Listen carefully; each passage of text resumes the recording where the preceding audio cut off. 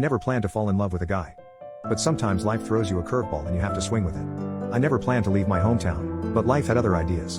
After a messy breakup with my ex-girlfriend, I had no choice but to move back in with my parents.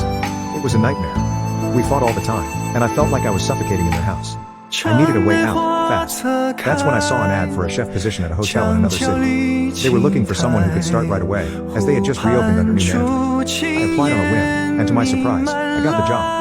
I packed my bags and moved in October, hoping for a fresh start. But it wasn't easy to adjust to a new place. The town was small and close-knit, and everyone seemed to know each other. I felt like an outsider, and I didn't make any friends at first. The only thing that kept me busy was working on the house that I bought. It was a fixer-upper, but it was cheap and had potential. My boss knew the previous owners and helped me get a good deal. It was a big commitment, but it also gave me something to look forward to. Then, in May, everything changed. I met Eric at the pharmacy, where we were both waiting in line for social distancing. He struck up a conversation with me, and I learned that he was a teacher at the local school. He invited me to a barbecue with his friends, and I agreed, thinking it would be nice to meet some new people. I was nervous at first, but Eric and his friends were very welcoming and friendly. They made me feel like I belonged there. After that, Eric and I started hanging out more often. We had a lot in common, and he was easy to talk to. He showed me around the town, took me hiking, and helped me with the house renovations. He also listened to me when I opened up about my past relationship and offered his support. He was such a good friend that I didn't realize he wanted to be more. It took me a while to catch on to his hints.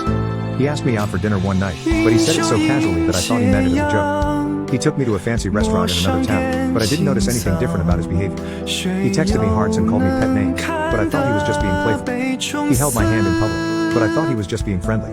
It wasn't until he asked me about our movie night that I finally realized what was going on. He wanted to be my boyfriend. And suddenly, everything made sense. I had never considered myself anything other than straight before.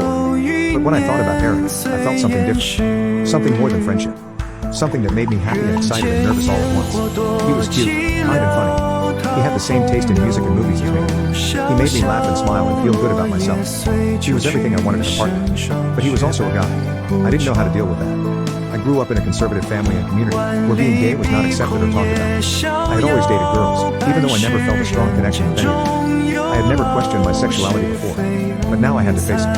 I decided to be honest with Eric and tell him how I felt. I invited him over for dinner and movie night, but before we started watching anything, I told him that I liked him too, but that this was new for me and that I hoped he understood. He did understand. He told me that he had been attracted to me since the first time we met at the pharmacy, but that he was afraid to make a move because he didn't know how I would react.